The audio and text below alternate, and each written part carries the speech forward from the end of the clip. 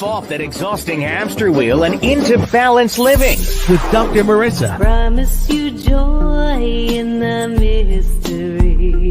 Dr. Marissa, also known as the Asian Oprah. Her mission, to be a beneficial presence on the planet. Her purpose, to be your personal advocate to live, laugh, love, learn. Her life motto, don't die wondering. Take back your life with Dr. Marissa Pei.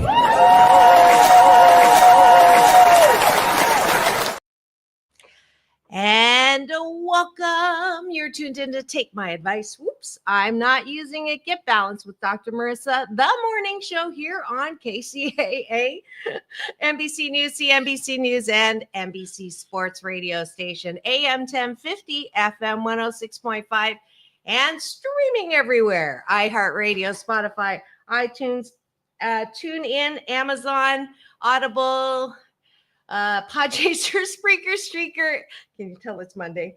And everywhere that you get your podcasts. Why so many places? Because I want to maximize my splatter zone for more hope and happiness. So there's no gossip, no scandal, and no K words, no Kanye talk, formerly or now, or T talk, or P Diddy talk, or anything like that. In fact, whatever you see on the headlines, you're not going to hear it here. So if you're looking for what's in the news right now, you can tune in everywhere else. And 9 out of 10 times, it's going to be negative. It may be true, quote unquote, but it is a truth that is whatever the producers want you to focus on. Usually something that'll make you say, what's wrong with people?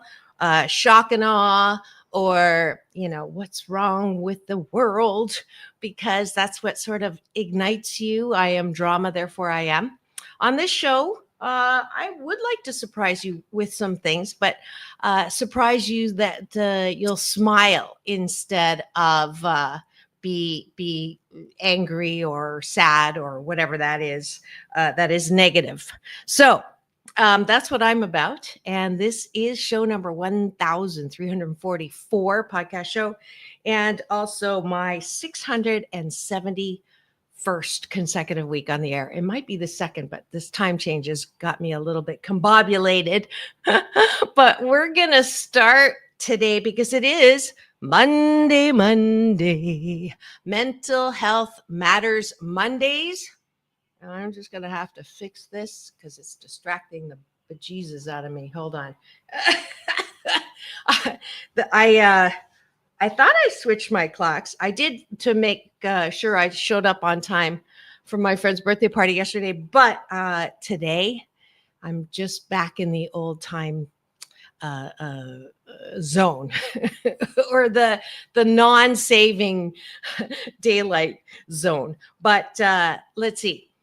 It is Monday, Mental Health Matters Mondays, where I get to highlight how you can be responsible for your own mental health. And so today, I thought, since it is also Women's History Month or Women's Her Story Month, as I woke up with this morning, little play on words there, as well as International Women's Day last week. I want to relate the topic to the month, and that would be to talk about women's value. What is your value proposition as a woman? Do you feel like you are valuable? Do you feel like you have something that is of value? Are you worthy? Do you feel worthy? What makes a woman worthy? So that is why I am relating it this week for this particular topic. And to start that off, I thought I would we'll do the gratitude sandwich after, but I wanted to introduce this topic, and I will be referring to my own value as well. I hope that you participate if you can. If you're driving, please do not chat. But if you free subscribe on my YouTube TV channel, thank you so much. I've gotten a surge of subscriptions. I'm really grateful for that. Not because of the numbers, but because that means that more people are choosing to tune into something that is not your regular if it leads it bleeds headlines. So this is actually an honor of mine. When I was on book tour on the East Coast, I was doing a little segment on the morning news at Fox 5 DC. And someone heard me in the hallway, came in. Her name was Terry Tolliver, and she's a producer, Emmy Award winning multiple times. And she asked if I would like to be a highlight in the Women's History Month season. And what an honor that is. And she put this together. And so I thought I would play it for you. And I did put it on my social media, but for those of you who are not on Doc Balance on Instagram, Dr. Marissa everywhere else, and or are healthily taking a break, I wanted to play it as an introduction to celebrate Women's History Month, as well as be a springboard off of which we could talk about her story, and in particular mine. All right, so please enjoy. Tonight, we're wrapping up Women's History Month with a story about a woman whose mission is to spread happiness. Dr. Marissa Pei is a survivor of childhood trauma and a reformed tiger mom. She's an accomplished woman who has endured hardship, but she says she's also found a path to happiness. I'm Dr. Marissa, and I'm making history in spreading happiness. I was born in a little town, a little German town in Canada. My parents came from China, and they wanted me to blend in as much as possible. So I was told, don't speak Chinese.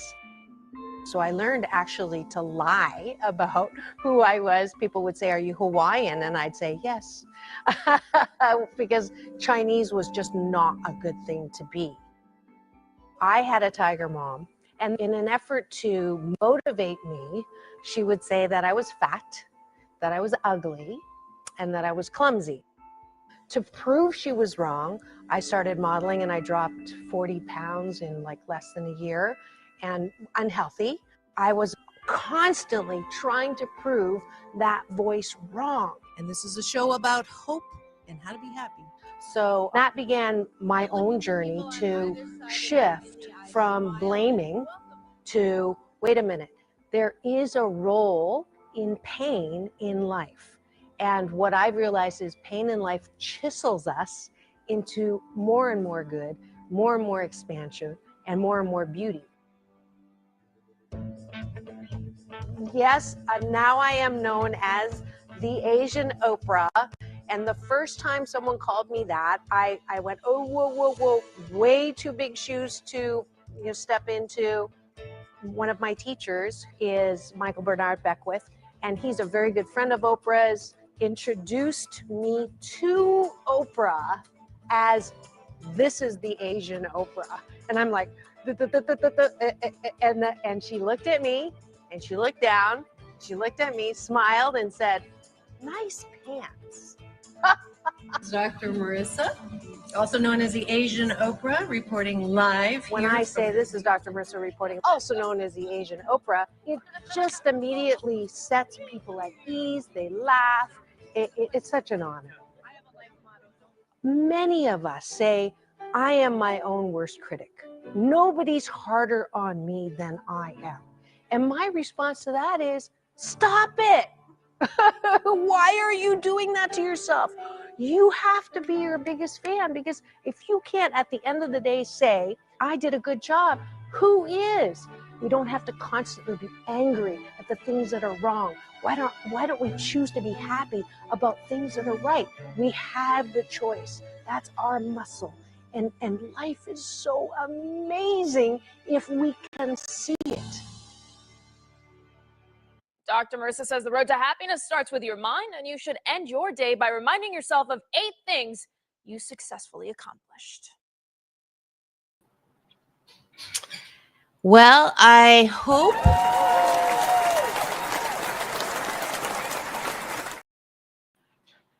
you enjoyed that. I am, as I said, I was like super honored that I was chosen. I think the president of BET was another Women's History Month special highlight that year. And certainly it was an honor. And I am so grateful for the highlight and to be known. I think that really cemented my brand for happiness and balance and hope. And I'm just amazed at what I get to do. And yeah, here I am again. And it is consecutive week 671. So those who said I would not last a year because I didn't talk about the headlines and I didn't get all riled up about politics and I didn't get all argumentative or finger wagging, that it wouldn't last. But yeah, I'm still here. May 1st, it'll be 13 years. I hope you're here for that. So yeah, the topic of the day. Well, actually, let's do breakfast. Taking a bite of my gratitude sandwich. It's a good life habit. It's a hashtag Blisscipline that I like to promote as a tool for good mental health. I believe it's the foundation of good mental health to know who you are, to know how valuable you are, and to care about yourself, and not live your life as an imposter. Not live your life with the fear of failure, fear of success, self-sabotage, perfectionism, all of those things that get in the way of our personal mastery in life. So that's why we do Mental Health Monday Matters, the series, and start the day every show day with taking a bite of my gratitude sandwich. So let's do the top of the bun, which is things that we're grateful for outside of ourselves, which is a gratitude exercise that Dr. Wayne Dyer, one of my teachers who's on the other side now, back into love. We all come from love. We all go back into love. When we die, we don't get lost. That's where we are. And he said 5 things every morning to be grateful for. And I'm an overachiever. And also Chinese says 8 is a lucky number. So that's why I use that. And I know you thought I was Swedish, but I'm actually Chinese with a dash of Mongolian, actually. So don't piss me off. So I'm grateful for, I'm grateful for the people in my life. I have a lot of people who love me in spite of me and who I love in spite of them. I am grateful that that's what life offers us, a chance to have relationships, and things are cool. And don't get me wrong. I jokingly say that I'm the most materialistic spiritual person you will ever meet because I do like nice things. I do like nice experiences. I do like what money can afford me.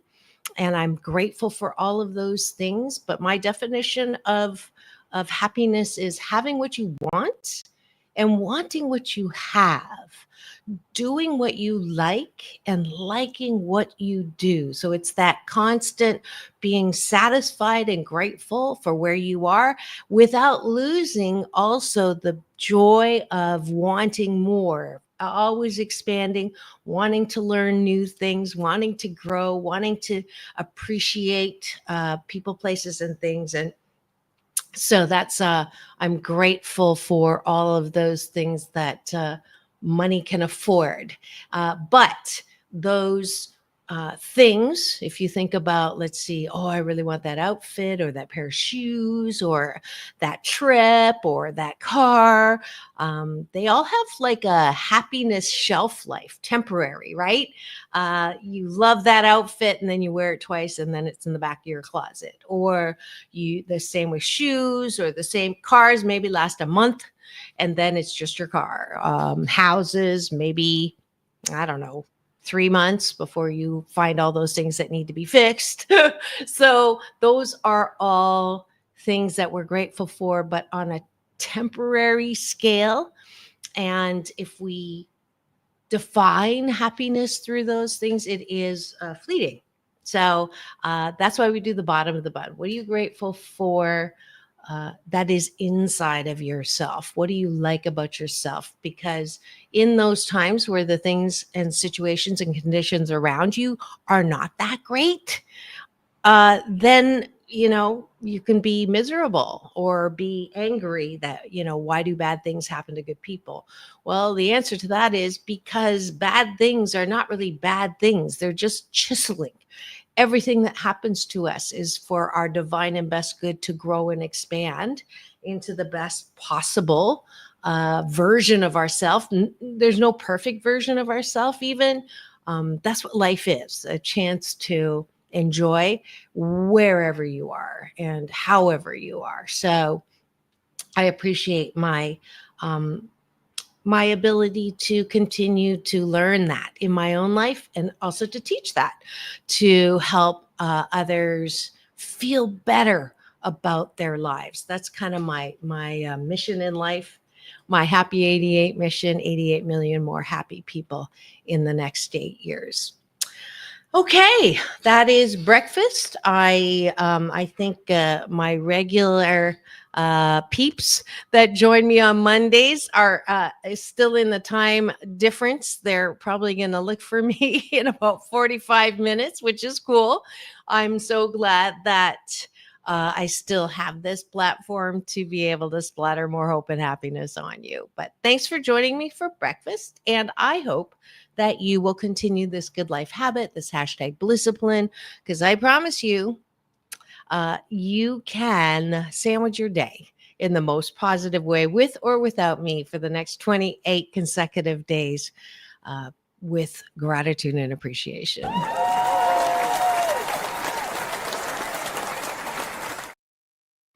And now, the topic of the day. Everything is awesome. It is value and worth. Value and worth. What is your value? Do you feel like you're valuable? Do you feel like you're worthy as a woman in particular, because of Women's History Month? And of course, as usual, living my life out loud, I'm going to share a bit of my own journey to finding that value. How did I get to be who I am? How did I, drop those feelings of inadequacy? How did I stop being my own worst enemy? How did I stop feeling like I needed a man to complete me? And instead know my value and worth 88% of the time. And we'll go and start from what you just saw as a Women's History Month special that was done for me by Fox DC5, Terry Tolliver, producer, and such an honor to be one of her productions. This is your gift today on Mental Health Matters Mondays that also talks about my journey, not as a memoir, but and also not as a psychologist, which I am, but I didn't write this as a psychologist telling you how to be happy, right? 8 ways telling you how to, you should do this and you should do that. Not at all. Every one of the 8 chapters is around my own discovery of my value and worth, using examples not just from my own life, but from those who I've had the honor and privilege of coaching as a happiness coach. And you get a free audiobook copy today because it's Mental Health Matters Mondays. And this is my way of giving back as well. So it's a $20 value. So please do go to my website that's up there to fill out your email. And on Mondays, I know that if you are joining my Happy 88 tribe, that you are going to get a free audiobook copy of this 8 Ways to Happiness. And it is 8 chapters of things that we all go through. Loneliness. So the first chapter is out of loneliness into hope, out of loss, right, into faith. So we all go through feelings of loneliness. Some of us cover it up better than others. We all go through feelings of loss. We all go through feelings of shame, wishing we hadn't have done or said something in our past. We all go through feelings of heartbreak, betrayal, loss of relationships, romantic relationships. We all go through fear. We all go through control freakedness. We all go through these are all the befores in my 8 chapters.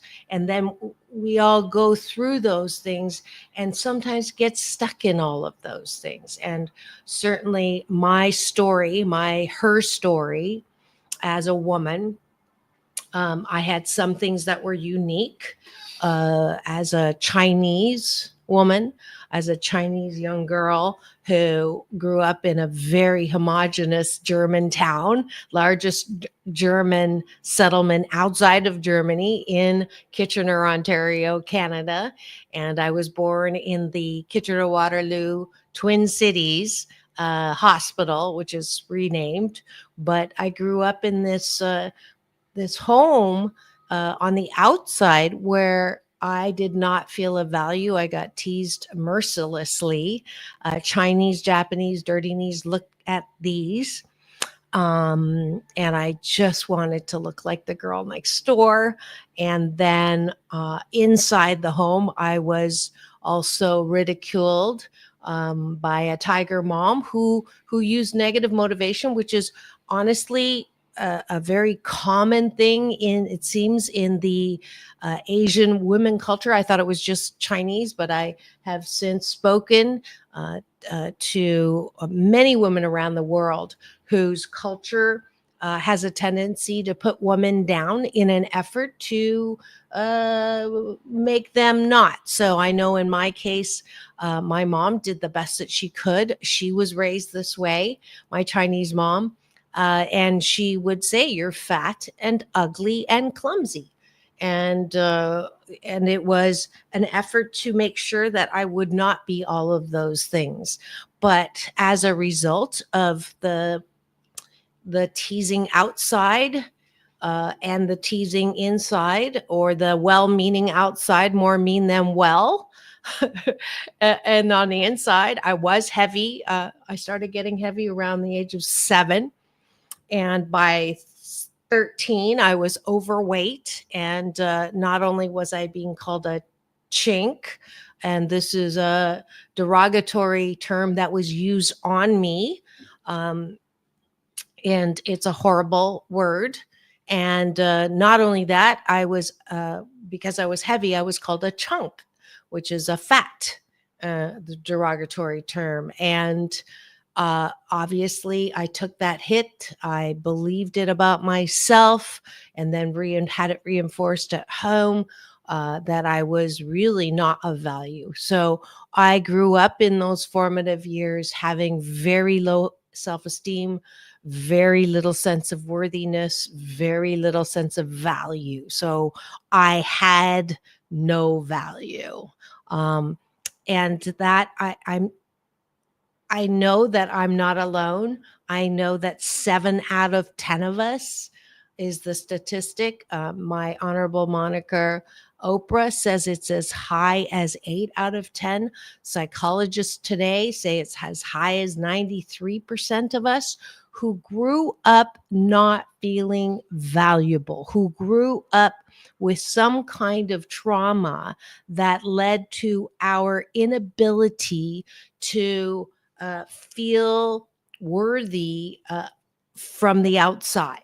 So feel good about ourselves from the outside. No approval, betrayal, abuse, whatever that trauma is. This is not a competition for trauma, but it is an acknowledgement and a recognition that most of us did not feel that we were of value. And since it is Women's History Month, I'm going to focus on women in particular, how and it is true in the past, in past generations, in America, in past generations, in many cultures, women were seen as below, right? And on top of yourself as an individual not having value, we were not allowed to vote. We were not allowed to have jobs outside of support jobs. We were not allowed. I'm not making this up.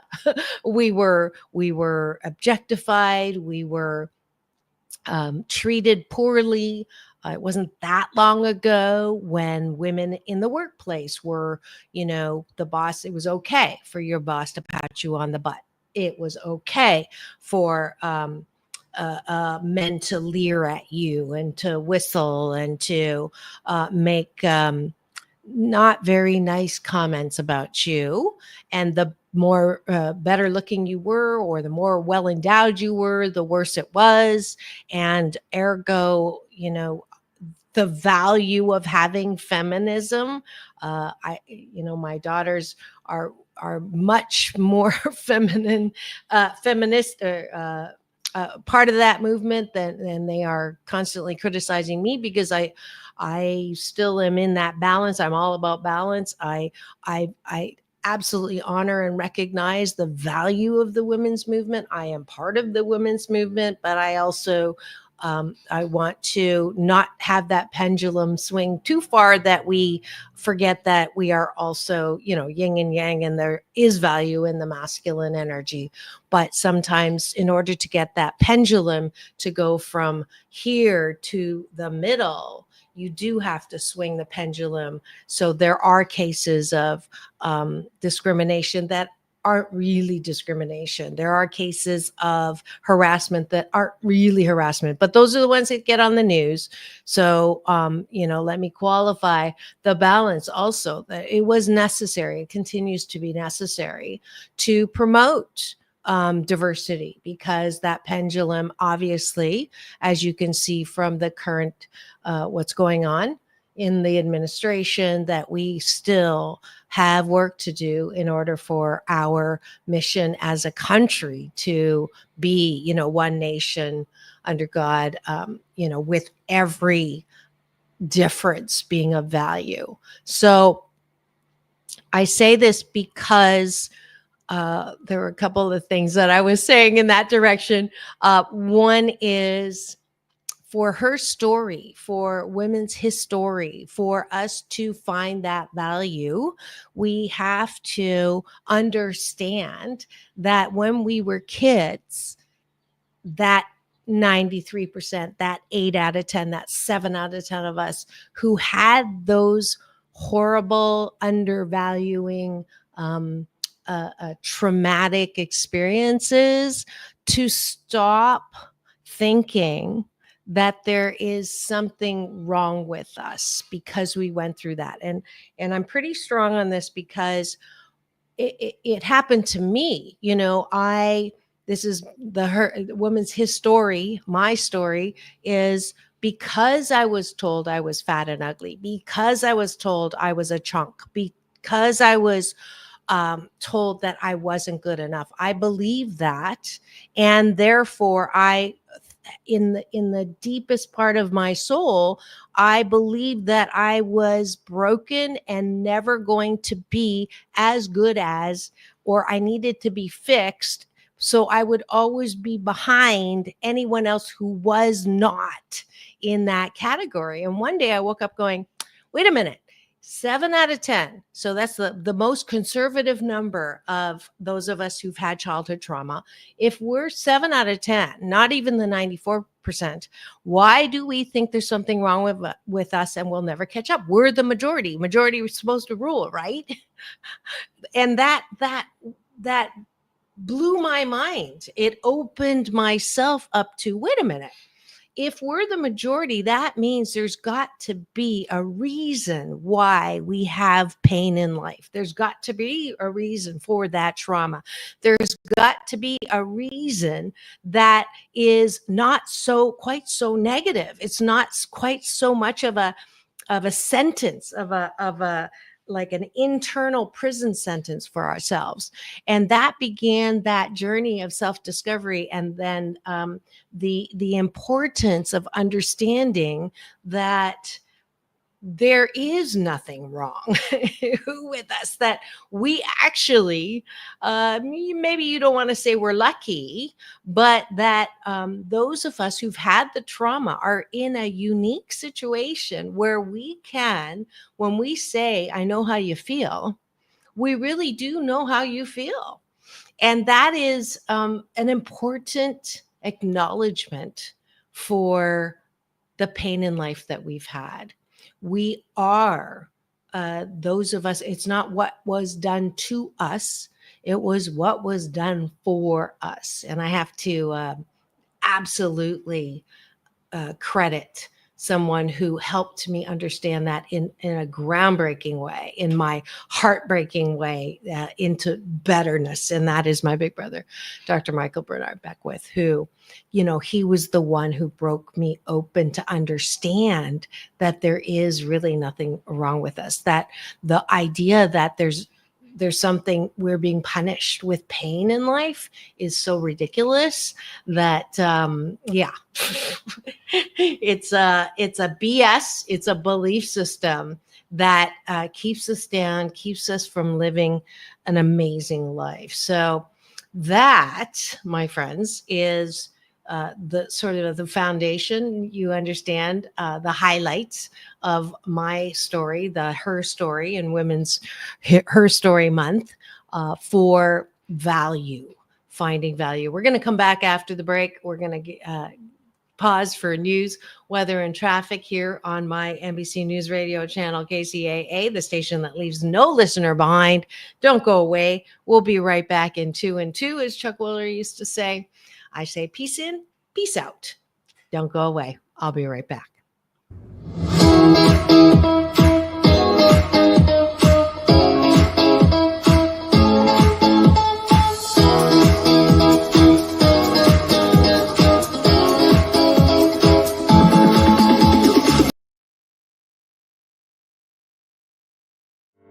Welcome to Balanced Tai Chi Gong. My name is Dr. Marissa Pei.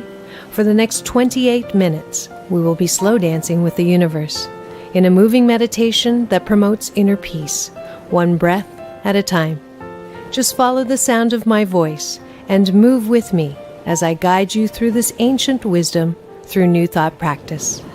As a corporate psychologist, I created this practice in response to my life and those of my clients. We were professional, high achievement-oriented, multitasking control freaks and exhausted. No matter how many successes, it was never enough. That, coupled with a painful life experience, led me on a quest to find another way to live and back to my Chinese roots. If you practice regularly, I can promise you that it will impact all health vortexes. Body, mind, spirit, soul. You will be in a place of balance and inner peace the way we were created. 谢谢. Be my partner, dance with me, just hold on, I will.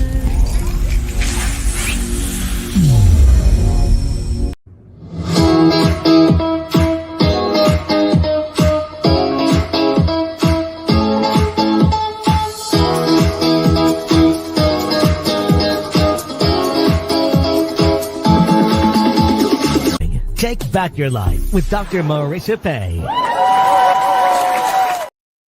And welcome back. You're tuned in to Take My Advice. I'm not using it. Get balanced with Dr. Marissa, the morning show here on KCAA, NBC News Radio, home to the Asian Oprah, #1 talk in the IE. Thank you very much. And streaming everywhere, iHeartRadio, Spotify, and of course my YouTube TV channel, where if you free subscribe, give me the finger, not that one, but this one, you can get an alert every weekday morning to tune in to the show about hope and happiness, and also get my fabulous red carpet playlist videos where I got to interview John Travolta, Quincy Jones, who's back into love on the other side, as well as welcoming committee to my bonus mom, Dolores, who is there as well now with my Chinese dad, and you can also get interviews with Halle Berry, The Temptations. So I have a lot on my YouTube TV channel. I'm super grateful. I now have had 327,000 views, but who's counting? And I'm just so glad that you're able to tune in with me here every weekday morning on this show about hope and happiness. And today is Monday, and that is Mental Health Matters Mondays. And what that is a day to look at some Happy 88 tools, some tips to be happy and feel like you have good mental health. I am the boss of my mind, so to speak. I've been on this, turning on up the volume on this whole idea of personal mastery. I got to teach a course this past fall at UCLA. Some of you know I used to be a professor and taught for 10 years total. Boston University is where I started, and then at UCLA, 6 years in the MBA school. That was a while back, even though I'm #ageless when I was younger. And then they brought me back to teach this course called Leadership, Effectiveness, and Happiness. And I realized that, especially in business school, when we're training our leaders, we talk about professional mastery all the time, technical expertise, but I know a lot of technically brilliant and emotionally challenged C-suite executives. And so I've been on this bender to talk about how we can stop self-sabotaging, fear of failure, fear of success, imposter syndrome, perfectionism, all of those things that hurt our ability to be personal masters of our minds and our BS, our belief systems about ourself. And certainly Women's History Month, I wanted to highlight especially women's ability, or learn the ability to find value in and of yourselves, to find value of that voice that keeps, I am my own worst critic, or if I have 99 compliments and one insult, my mind goes to that one insult, and I can spend the whole day worried about it or thinking about it and beating myself up about it. And it, when I say this on stage as a motivational speaker, I say there's 2 words that I have for you if that describes you, and that's stop it. But it's not that easy. And that's why Mental Health Matters Mondays is a series that I wanted to focus on how we become the masters of our mind and be so good, have the foundation to be responsible for our own mental health, and be responsible for self-care and self-love, and really owning your birthright to happiness, and owning the discovery that you really are enough. You really are of value. And so how do we do that? Second half of the show, I like to give you some real practices or blissciplines, hashtag blissciplines, to use in order to feel that. And today, it's not a problem. The opportunity, if you do not feel worthy, if you do not feel of value, the first tool is to recognize that if you are one of the 7 out of 10 of us who've had childhood trauma, that does not mean there's something broken that needs to be fixed. That is the first thing.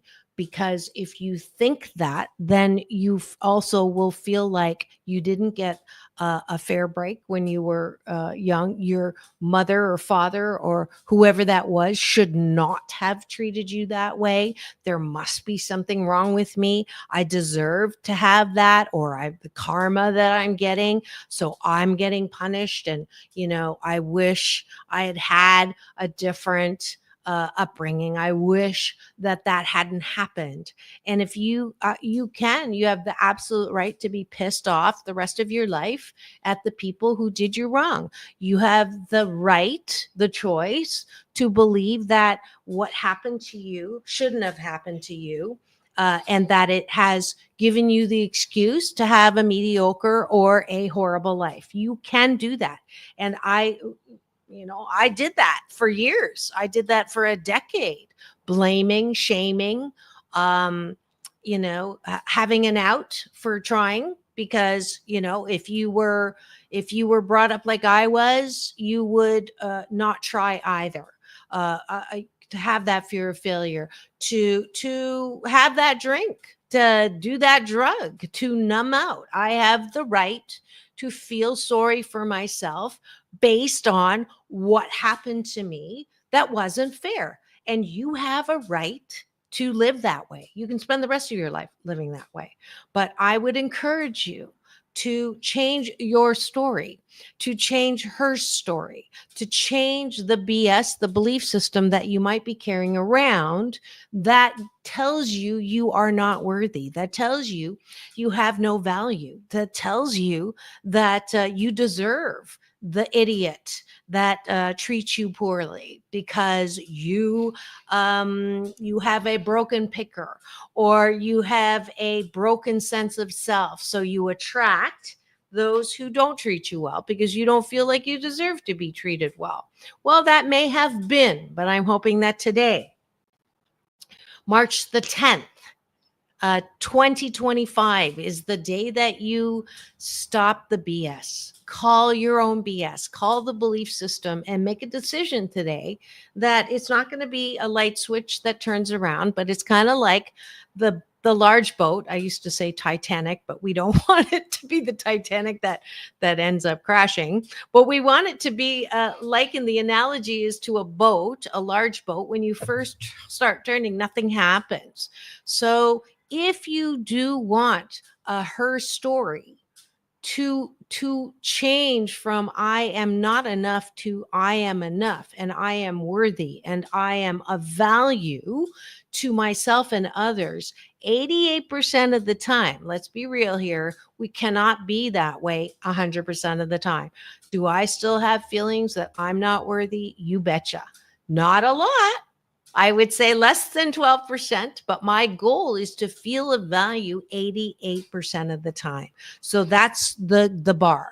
And I'm hoping that you also use that as a way to measure yourself. So how do you do that? You wake up in the morning, and there's several things that usually flash into a woman's mind.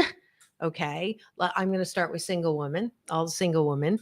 And I have nothing to wear. I look in the mirror, look at my skin. It's, aging.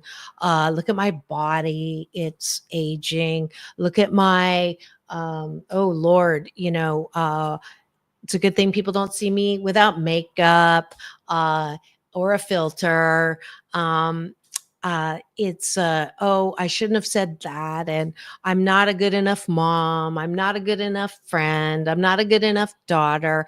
And the like, from get go, if you don't feel those things right away, if you start MS, which is meaningless scrolling, and see all the beautiful people and who, who's engaged to who and who has this beautiful whatever, and that's what social media does. You do not see, you see both extremes, right? You see what's great about other people, or you see what's horrible about other people. And that is, either extreme is not a good extreme. But the criticism that we give ourselves, especially as women, is it's so damaging. It's no wonder we have issues with worthiness. It's no wonder we don't think we are of value.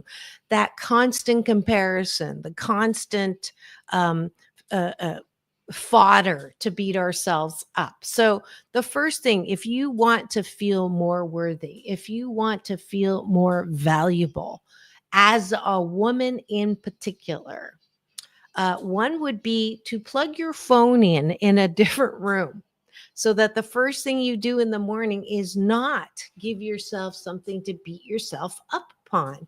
And unless you're strong enough to know that this is not real, that what you're seeing on social media is not real, that it is people always, of course, you don't want to post what's real, right? That people have good days and bad days. They have great filters for pictures, whatever that is. That's what social media is. People want to share, and there's nothing wrong with that. But not to compare your outsides with their outsides. To work on you. If the grass is greener on the other side, water your own lawn. So plug the phone in somewhere else. Do not start your day with social media. Do not start your day with criticizing yourself. When I still don't find it easy to look in the mirror and say, you're beautiful. I'm working on it. It's going to be a lifetime process. It's difficult to undo. You're fat, you're ugly, because not only did I grow up with that, I also chose a man who emphasized that. And the good news is I finally owned my own value. My own assessment of myself is more important than my husband's assessment of me, my mother's assessment of me. It is truly the most important assessment is how I feel about myself. But I also have to work on the lenses with which I see myself. I have to take off the lenses that I grew up with. I have to take off the lenses that were given to me by people who were well-meaning, more mean than well, by people who did the best that they could, but the message was really, really not positive. So to change the BS, to change the belief system, it requires a constant monitoring of my assessment of myself. So, one, don't believe what you were told. Don't feel like you deserve that. And then three, a little bit of tough love. So I tell everyone who had childhood trauma that 100% there was nothing that they did to deserve being abandoned, betrayed, molested, physically abused, emotionally abused, ridiculed.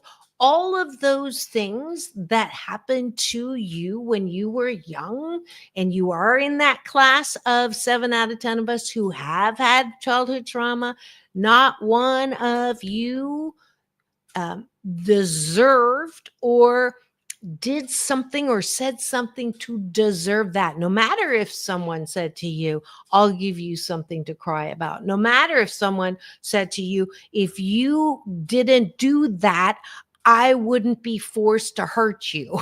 Or if you didn't say that, you made me slap you. You made me hit you. You made me ridicule you. This is for your own good. I'm just trying to help you be not made fun of as a child. I'm trying to help you. That's why I'm beating you. If you were told that,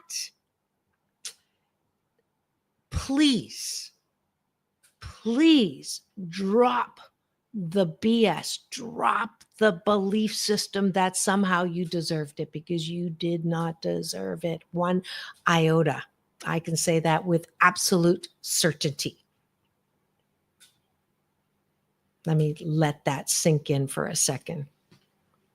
I just put the moose on the table, my Canadian version of talking about the elephant in the room, because there's a whole industry that is based on, trying to have you either tell that person off or get revenge or feel sorry for yourself. So the rest of your life is you have a good reason or excuse to have a crappy life.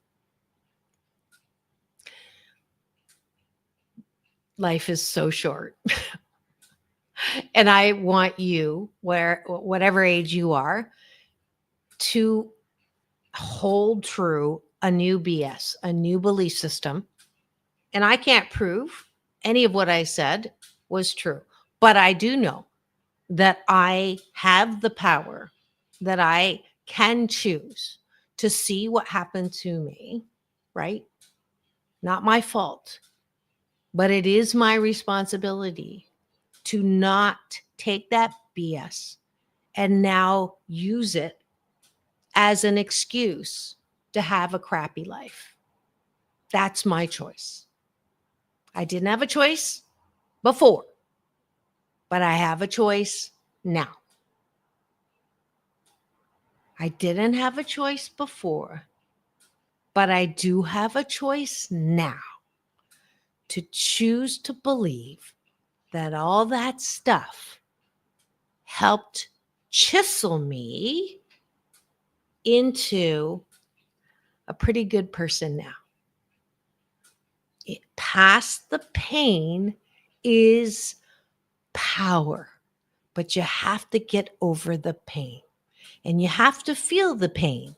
And there's a lot of ways in order for you to help heal. So for some people I've worked with, it's as simple as replicating a daily choice, and good habits take 28 days. Some people, their pain is deeper. And they have grown up thinking that they're like Humpty Dumpty. They're afraid to go deal with that because they will never be put back together again. And I can tell you that it's not a competition for what kind of trauma you had. But I've worked with, and I know myself who had a lot of trauma, that you can choose a new way to look at what happened and move from that place into a life that is so amazing that you can even use your pain to help other people, because you are qualified to know what that felt like. There, traditional therapy, there's coaching, there's self-help, there's a plethora of ways and a myriad of people who are qualified to help you heal. Best friends have been known to be able to hold you as you move through this process. That's why I wrote this book. It's self-help on steroids. There are exercises inside that book that will help you understand how to feel the pain fully and then reframe and see that pain as something that is chiseling you into greater and greater good. And that, my friends, is how you find value in the foundation of that value. Yes, hopefully, maybe. I'm going to close with one of my favorite stories. There's two rocks, and They're in a store, one's on the left, one's on the right. And every day people come into the store and they see the rock on the right and they are just complimentary beyond. Oh, how beautiful this sculpture is, this rock, this gorgeousness. Look at the way the light's coming in every single day. That rock is lauded and complimented. And every single day, no one goes to the rock on the left and says anything. And finally, after many, many years, the rock on the left hops off of its pedestal and says, "Life, you are not fair. It is so not fair that every single day that rock gets so many compliments, that rock gets so much attention, and I get none." And life parts the clouds and puts his arm around the rock on the left and says, "Darling, I come to you every day with my chisel to try to work on you." And you say, "No, no, no, I don't want to. I don't want to deal with the pain. I don't want to look at it. I don't want to deal with it. I hate to hurt. Please go away." The moral of the story, that's what life's here for. That's what pain in life is for. Pain in life is mandatory. It's to help chisel us into the greater and greater good that we are. Pain in life is mandatory, but suffering from it or avoiding it is mandatory. I know that there is a gorgeous structure, a gorgeous sculpture in every single one of us. But I can't force you to to move through your pain into power. But I am encouraging you certainly to do that today. Start it today with as simple as don't believe the critic in your head. This is Dr. Marissa reporting live from my living room with another episode number 1344 podcast shows, 671 consecutive weeks. I'm so glad that you're here now or later, reminding you it's all about balance, peace in, peace out, world peace through inner peace. Now go and have the best day. Oh, I have to give a little commercial. I'm so happy. Tuesday Talent tomorrow. I'm going to have the founder, Stephanie Ham, and this year's highlight of the March for Marrow. It's a yearly event that raises funds for those people who have blood-related diseases and solutions to those. It's a wonderful organization that I accidentally, #accidentally, not accidentally found.